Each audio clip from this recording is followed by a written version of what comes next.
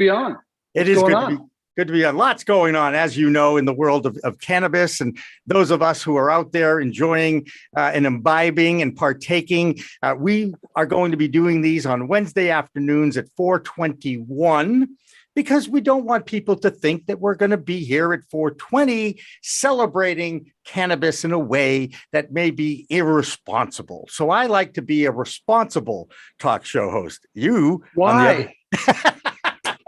Isn't that why? Can't we start 1 minute earlier and do what we're supposed to do at 4:20? I'm really confused by the business model here. I will say we're supposed to support it. We are supporting it. Cannabis. Excuse me. I'm supporting Tommy Chong right here and his tinctures. Okay. And if you took a blood test, yes, I have THC and CBD and all those other cannabinoids in my system right now. Okay. Are you happy now? All right. Yeah, I'd be happier if we're 4:20 and we were doing this together, but I got mine in before we got on air. So it's good to be on at 4:21 nonetheless. There you go.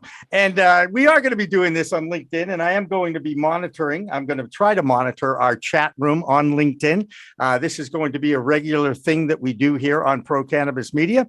We live stream 24/7 on our website, Pro Cannabis Media. It also comes from our Roku channel, which is PCM TV, and also the Apple Plus streaming app platform. And if anybody can find that, please email me at jimmy@procannabismedia.com. Dave, talk about your show tonight. You know, one of the things that maybe people don't know is your background a little bit. I don't care about my background. Your background is so much more impressive than mine. You got the opportunity not only to cover the greatest sports city in America, Boston, from 04 to 08, but you've also had gigs at CNN and Fox and Turner Sports, NBC Sports.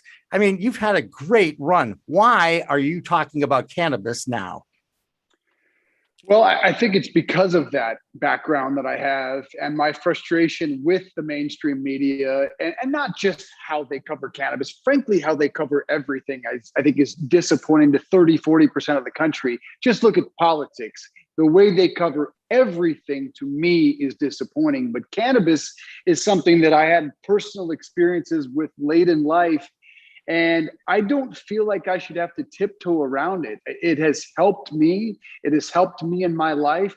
It has saved people's lives. In fact, my guest tonight is Darren McCarty, a 4-time Stanley Cup champ, a Red Wings legend, and frankly, one of the toughest motherfuckers you will ever come across on the ice. I think we're allowed to swear. We're just online, we'll right? Find out, won't we? He says cannabis saved his life. And so I thought, I want to help normalize these conversations, destigmatize cannabis, educate people, and I want to do it primarily in the beginning through the voices of sports. And that's why we've had on Megatron Calvin Johnson, Paul the Truth Pierce, Gary Payton, all 3 Hall of Famers, mind you, who are also cannabis business owners. Darren McCarty is a cannabis business owner. I also had on 2 professors, Dr. Carl Hart from Columbia, who studied drug use for the last 30 years, and Joanna Zeiger, who is a canner research doctor in Boulder, Colorado, a former U.S. Olympian. Honestly, of all those 5 people, I find her story the most compelling, Jimmy, because she was anti-cannabis her whole life. She felt like, I can't go near it. I'm an athlete. I'm a doctor. I can't dare go near it. And then one day she suffered a devastating injury, and she had been studying cannabis at the time as a doctor. But as she says, I was studying marijuana then. Once I had this devastating injury and people finally opened my eyes to how cannabis could help me recover better than anything she had ever tried throughout all of medicine, she said, then I started studying cannabis. From marijuana to cannabis. And she said it changed her life. And now she is studying the positive impacts instead of the negative impacts of marijuana. So I think sports can really be an agent of change in the conversations we have around cannabis. And that's why I'm starting with primarily all those athletes, current and former. Yeah, and it's a great place to start. You know, we've certainly seen in the last few years how the athletes have embraced their roles and their positions in our society to perhaps take a leadership role in some of the societal changes that have reared their ugly heads. And we've continued to see them in a platform like the Olympics over the last few weeks as well. Maybe not as much as I thought we would see. However, we have seen a few. And that being said, sports has always been a reflection of what goes on in society. And you know the role that race has played in the world of cannabis, filling our jails with those who've been most impacted on the war on drugs, that failed war on drugs. And now, at least the attention is being drawn to what I believe is a true injustice in our world as far as this plant goes. I know you feel the same way. Yeah, I absolutely do. And I think that's what's drawing some of these sports figures into it, is that they can help some of the wrongs, some right some of those wrongs. That's what Paul Pierce, Gary Payton, and Calvin Johnson are doing. But also, they're just shining some light on the fact that they played with it their whole career. No one talked about it then, but Calvin Johnson, no one on the planet thinks Calvin Johnson is a burner and is not your traditional stoner. Whereas in all due respect, Paul Pierce is. He's a guy that grew up smoking weed, and Calvin Johnson is not. He discovered that it was the only thing that would help him recover from his pains and recover from the head injuries and the concussions. And then ironically, what made him want to be a cannabis business owner was he couldn't get through Dancing with the Stars because of the pain he had in his ankle, and found the topicals, THC topicals, are what got him through Dancing with the Stars. Darren McCarty's a guy that played with it his entire career. He smoked throughout his entire career.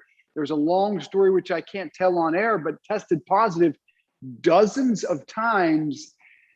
Again, a long off the record story about why the NHL never actually punished him for that. But I think what the really interesting testing ground is the NHL, because everyone knows there's a cannabis culture in the NBA and lesser so in the NFL. Hockey, there is lesser so, but Canada has legal recreational weed, and in 22 NHL cities, marijuana is legal recreational. I think there's only 2 NHL towns that you don't have access to medical or recreational. So I think the NHL, although there's not a cannabis culture there and there's primarily white athletes, could end up being the most friendly because of Canada. It's funny you mentioned the culture in the NFL, and that is an interesting league in so many ways. Okay. I've interviewed a few NFL players who've admitted that they too have played NFL games under the influence of cannabis. And I think that was one of the discussions you had with, I think it was the doctor, is it Zeiger or Ziegler? How do you? That's right. Zeiger, about it being a performance enhancing plant or not. And I think that we all recognize that it's more for recovery than it is for performance enhancement. Agreed? Right. And that's why the NHL, Major League Baseball, the NBA, and Major League Soccer no longer suspend athletes for positive tests. Why they even test for it, I don't know. I think they just feel largely compelled to. But there really is a don't ask, don't tell mentality in all North American professional sports, which is a positive thing. They're not about to suspend anybody for smoking weed. Now, when you have some guys that have real problems, that's when they do get involved. But clearly the leagues are taking their hands off of this issue. The NFL has now contributed $1 million toward a pain research study, which I think will go a long way. But I think there's going to be a game-changing moment the next week, Jimmy. My conversation with Calvin Johnson, which you can still see on Pro Cannabis Media, I asked him, I said, are you going to mention marijuana in your Hall of Fame speech? He gets inducted this week. And He said, heck yeah, I am. I'm putting my life into this. I am going to mention it in my Hall of Fame speech. And I was stunned at that because the NFL certainly does not want that happening. And I said, are you approving that speech? And he said, I don't care what they say. I will mention it. And if he does, that will be a huge eye-opener in the NFL and for the industry as well. I bet he's wearing a logo, a Primitive logo somewhere on. Primitive is the name of his dispensary in Michigan. I believe that he's doing with his former teammate, Rob Sims, right? Yeah, he's got a cultivation business and a dispensary and hopes to add another. But I'll tell you what, that will be a real eye opener, in particular if the media does cover that portion of his speech. Now, I'm guessing there will be a tendency to sweep it under the rug with the ESPNs of the world. But I have noticed Real Sports on HBO. They featured Al Harrington of Viola, former NBA player. They featured him on their show recently. Bob Costas back on the record. He was laughing with Charles Barkley back and forth about having smoked weed. It's starting to become more a part of the conversation. And I think at least those outlets, the HBOs of the world, the bar stools, I think it'll be huge if Calvin Johnson name checks cannabis in his Hall of Fame speech. And I'll bet he will.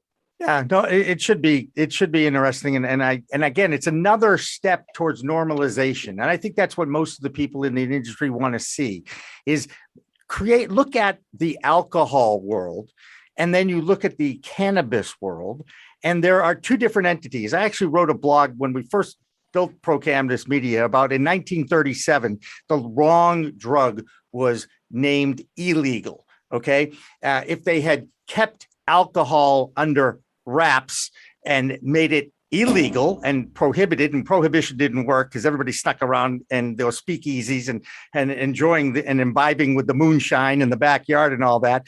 But imagine if you had to sell alcohol as a adult use vehicle in 2021. How in the world are you going to sell that to the public, that a product like alcohol, okay, that can kill you if you take too much of it, okay?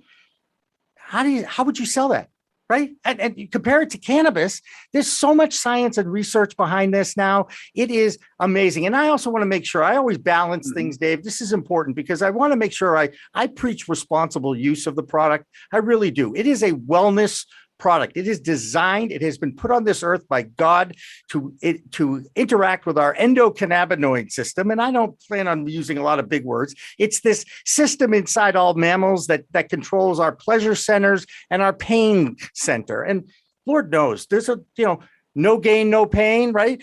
Pain and pleasure go together, and it's all related to how your brain gets those neurotransmitters going to create either the pleasure or the pain threshold. And it allows it to interact with that. And it's one of the reasons why if I were to partake with a bong hit or a pre-roll or a tincture, and it wouldn't do anything to me, and then I share the same amount with someone else and they can't really move after a few minutes, that's the point.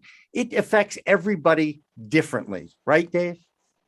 Yeah, that's right. And back to your larger point about how in the world could you sell alcohol today if it were on a level playing field with cannabis? You could not. Look, I drink. It's poison. Right. I love alcohol on the occasional drink, but I can't tell you how I feel the next morning after 2 or 3 drinks compared to if I have a couple of hits on a pen or a pre-roll where I have no noticeable impact. People like the Dr. Joanna Zeiger said they couldn't sleep for months until they found the impacts of a nice edible before they go to bed. But it's more than that. It's more than alcohol, which is not just legal. It's glamorized. It's spread across social media. It's celebrity glamorized. But talk about pharmaceuticals. And this is where the athletes really want to get involved. Darren McCarty, Calvin Johnson, Paul Pierce, all of them say, and I covered the Patriots for many years, where pharmaceuticals were available by a fistful. It was a freaking Halloween candy bowl full of pharmaceuticals. So don't even compare it to alcohol. Compare it to the pills that we are cramming down the throats of professional athletes to get them out on the field. And also, I know this is a little bit more controversial, but some of the pills we're cramming down the throats of our children when cannabis could, quite frankly, save their lives and is saving lives of kids around the world. And I wish we could talk about those cases a little bit more. I wish those were publicized by the media because there are hundreds of stories of kids' lives who've been turned around by this powerful plant. You know, you mentioned the media. I've got 40 years in this. You've got 30 odd years. Am I right? 30 odd years? You're much younger than me. No, 2025. Yeah, 25. Okay. Sorry about that. Didn't mean to put more years on you. The point is, balance. We have seen a change in media now that the consumer is in charge of their use of media, when they want it, where they want it, how they get it. Back in the day, certainly in my day, with the 3 networks, you made appointments to view the news on a regular basis. And the news was balanced reporting because it was about facts.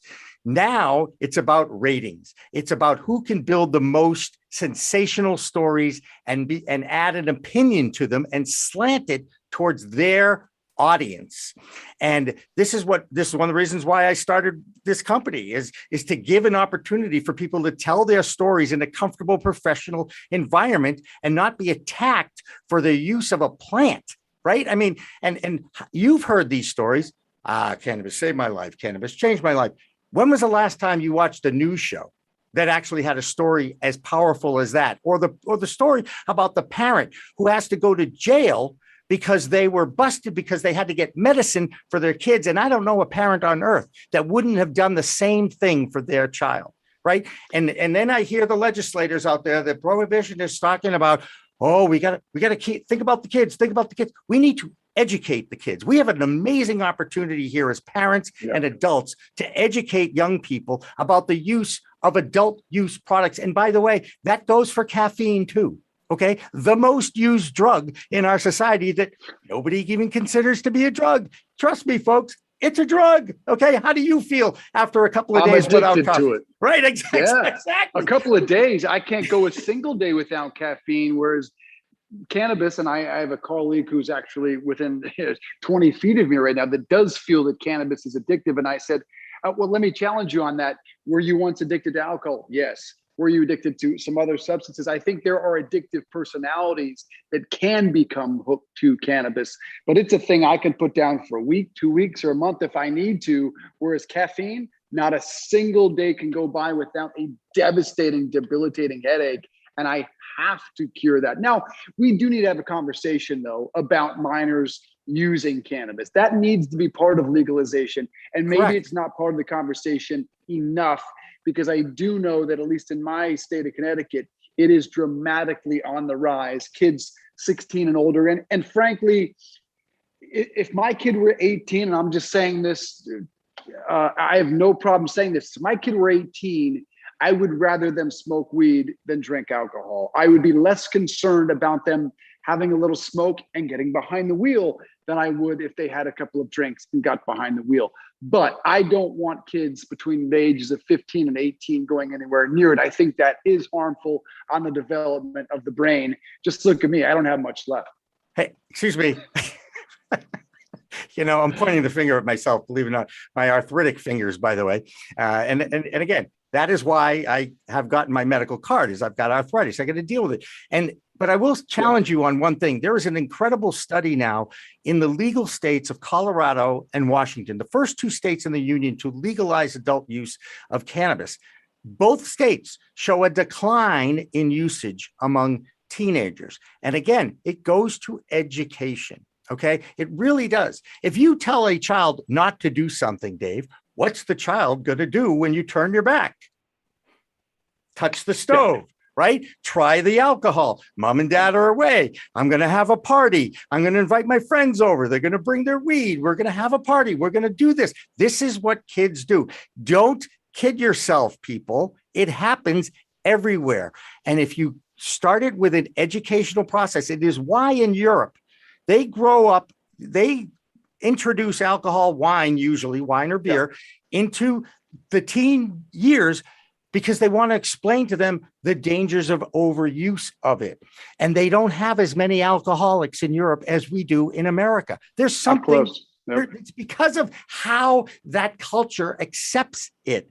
So, we're seeing a lot of changes, Dave. This is the fact that you and I can have this kind of an open conversation over the internet on social media platforms like LinkedIn and Facebook and YouTube. And by the way, some of those are not very friendly to the cannabis community. right? Well, that's exactly what I was going to say, and I'm sorry to interrupt you. I've had You can, by the way. It's a talk show. My God, it's a talk show, Dave. Don't you know we're supposed to talk over each other? I'm used to television. But no, I will say I have noticed a lot of the shadow banning on Instagram. I've had a real difficulty building the following for the Cannversation, because anything I would post with any hashtag, or even without the hashtag, cannabis or marijuana or cannabis industry or weed, any derivative of the word, not sometimes my post would disappear, but always the entire caption would disappear. And a post without a caption, unless you happen to be The Rock, is not going to get any traction. And I just find that stunning, because I'm not posting things about getting high as the bejesus and doing stupid shit. I'm talking about having educated conversations with smart people about the plant, which is largely, for most people at the moment, is still a medicine. And I'm part of this campaign called Cannabis over at Curaleaf, really excited about it. And what they want to do is straight up educate people and normalize it and do what you want to do, which is destigmatize conversations around cannabis, which is the goal of the Cannversation. And they're having trouble running into the shadow banning, the disappearing of posts. And this is one of the largest companies in the industry, a $9 billion company. I think we need to challenge Instagram. We need to challenge Facebook. I think LinkedIn is doing a better job. I've noticed those do not disappear. No, they don't. And we give them credit for that. And there's also another site out there that bills itself and brands itself as the LinkedIn of weed. And that would be LeafWire. And that is a group of cannabis industry people, a place to go and network and talk to. Peter Vogel, the founder and CEO of that company, is a friend of Pro Cannabis Media. We met 2.5 years ago when I started this whole podcast thing. But I want to get back to media responsibility for a second. And, we've kind of set the scene about social media.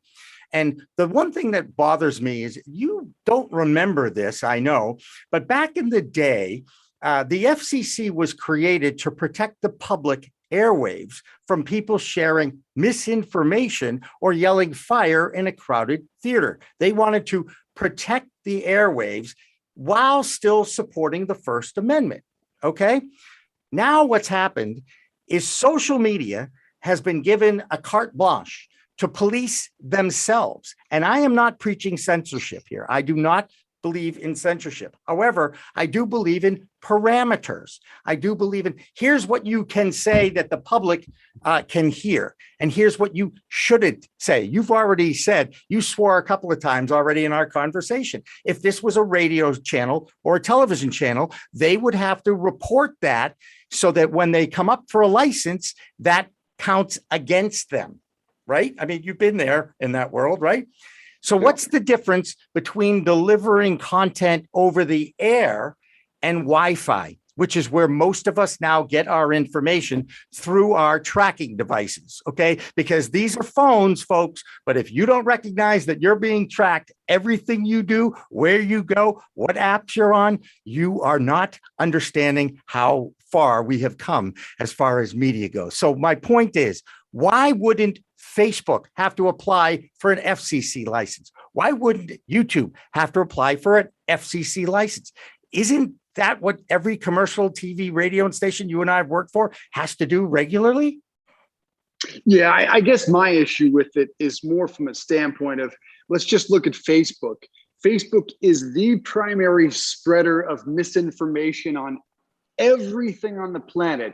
And yet here they are banning conversations about a medicine, whether they are true or false. And most of the stuff that's being put out there about cannabis is in fact true. Something that polls at 68% of Americans now favor the legal cannabis. So I guess I can't figure out the hypocrisy of Facebook allowing a US election to be essentially hijacked by misinformation, but choosing to take a stand on cannabis, which is legal where all of these companies, including Facebook, exists, including where Instagram exists in California. It is head scratching, but it also makes no sense from a financial standpoint. I can't quite figure out why they have chosen this stance on it, but I guess we will continue to fight back and do what we can to navigate these weeds. Absolutely. Getting through the weeds in the weeds. Exactly. Keep in mind, and a lot of people don't recognize this about commercial media. The product of commercial media are eyeballs. How many people, how many times are seeing your message or tuning into your content? That's how they make their money. Okay. So it's kind of a catch-22 because you want to make sure you have the best viewership. Okay. To me, I would like it to be reliant on best reporting. Balanced reporting would be good. Factual reporting would be good. But things have changed quite a bit now in the 21st century with media and technology. And the consumer gets to pick, again, where they watch, when they watch, how they watch. And again, we sit here and we ask for subscribers and likes and shares of what we're doing. In fact, I think we're only 80 subscribers away from eclipsing that 7,000. I jumped ahead a few years. Okay. What's a few zeros among friends? 7,000 subscribers on YouTube. So please subscribe to our stuff on YouTube when you get a chance. And you'll be enlightened on all these shows that we've done. Dave, somebody asked me this today, how many interviews I've done in the last 2 years. I've done over 500 interviews in 2 years with some of the smartest, most intelligent, educated academician people from college and higher education, right? And I don't mean higher on weed, higher ed, PhD types that I ever expect in a million years. And you and I both have spent plenty of times in locker rooms, okay? We're not talking about cannabinoids in locker rooms. We're not talking about the endocannabinoid system in locker rooms. We're talking about how do you feel? You won the game. You probably feel pretty good about that. What was going through your mind? I mean, do we need to go through some of the questions that we both have asked to different athletes? No. And isn't it fun for you now to talk to them as humans and realize what they went through and how they've dealt with their pain and their pressures? And look what Simone Biles went through over the last week and a half, right? I mean, crazy. That's my spiel. You made about 1,000 points. I'm not sure which one. Pick one. Which one you want me Just to react pick to. one. That's called a rant. I rant sometimes. I thought Dr. Carl Hart made an interesting point because I was trying to make the point that I thought the media is coming a long way. I thought the mainstream media has come a long way, and that I heard the Today Show talking about joints for jabs in Washington, but then laughing it off, and that Conan O'Brien smoked the joint on his final week on TBS with Seth Rogen. I thought these were huge moments. And Dr. Carl Hart, again, who's an author, he's at Columbia, studied drug use for the better part of 30 years. He was actually angered at how late night comedians he thinks are doing more damage to the conversation around cannabis. And I was surprised to hear that. He thought the conversations, he said, were more like 8 or 9 or 10-year-old kids making stupid, immature jokes about cannabis, like the guy on the couch with nachos or Cheetos or whatever it is. And his point was that late night comedians, who certainly for the most part indulge in cannabis, are setting us back years, if not decades, by having these stupid, silly, immature conversations. I thought it was moving in the right direction. What pissed him off the most was that Stephen Colbert, throughout all of COVID, sat there with the drink just about every night. And to your point earlier, that was really cool. That was glamorized. That was a really neat thing. But why are we okay with that and not with someone sitting there with, and one of my favorite things, Jimmy, is I drink a lot of THC, those tinctures you just picked up. I make cocktails and I just drop about 5 or 10 milligrams of tinctures in it. And that I want to really normalize. I think that's one of the places we are headed, a place where we are holding up a cannabis cocktail, a martini, whatever it may be, no alcohol in that, but a mocktail with 5 to 10 milligrams of tincture in it. And let's get that normalized a little bit. Maybe the next time we have one of these conversations, I know you're not okay. You have this thing about smoking on the air. How about if we make a nice can of cocktail and sip it while on air? Are you game for that? Okay. Not only am I not. game for that, but hang it just a second, okay? There's nothing that motivates me more when somebody calls me out on a dare, okay? I just want to say, you fill. Hey, Dave, I know you know how to do this. You fill for 30 seconds, and I'll be right back, okay? You fill plug the show tonight. Where can people find it? What time? I'll be right back, okay? Need it. So the Cannversation, I'm glad you all have checked it out. If you haven't, please do. It's on my YouTube page. It's always up on Pro Cannabis Media. Having conversations, fun, lighthearted, interesting, and I hope engaging conversations with these people. Darren McCarty is a 4-time Stanley Cup champ. He's a Red Wings legend, one of the toughest dudes you'll ever meet. With all of my guests, we talk about the news in their particular industry. So with Megatron, we talked about the latest in the NFL. With Paul Pierce, the latest in the NBA. And we talk hockey with Darren McCarty. He was involved in one of the greatest moments in hockey history, Fight Night at the Joe, March 26, 1997, Red Wings versus Avalanche. And he actually tells me what it felt like to deliver a staggering blow to Claude Lemieux of the Avalanche, who's one of my favorite players. So we always talk about sports, and then we talk about cannabis, or sometimes we weave in and out, kind of like you do, Jimmy, because Darren McCarty definitely likes to weave in and out. But he tells me how he had 2 main moments with cannabis in his career. And one was when he had sports hernia surgery during his career, and he was a mess with the pharmaceuticals that the team doctors gave him. He couldn't sleep. The pain wasn't getting any better. He turned to cannabis, and that changed that injury and his career. He had another bout post-hockey where he was in his words, he was going to die. He was an alcoholic, out of control, gained weight, and he literally said, I probably wouldn't have lived another few weeks. So his wife, they did an intervention. They had him in the garage to clean up. But what got him through it, and what's the name of the oil? The thick, black oil that a lot of cancer patients use. Rick Simpson oil? Rick Simpson oil is the one substance that Darren McCarty said saved his life, got him through those devastating few days in which he kicked alcohol.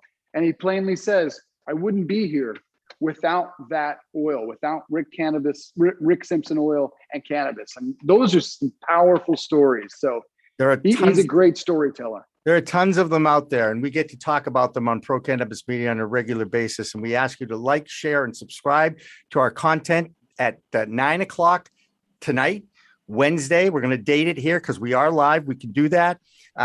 Dave's interview with Darren McCarty will live stream on the PCM TV network, and you can find that on Twitch. You can find that on Facebook, YouTube, and also on our website, procannabismedia.com, which I find to be the easiest place to find any of our content, I just might say. And by the way, just for the record, okay, I got it. Here it is, the Levia. I love these guys. These guys do a nice job. Right? It even says celebrate right there.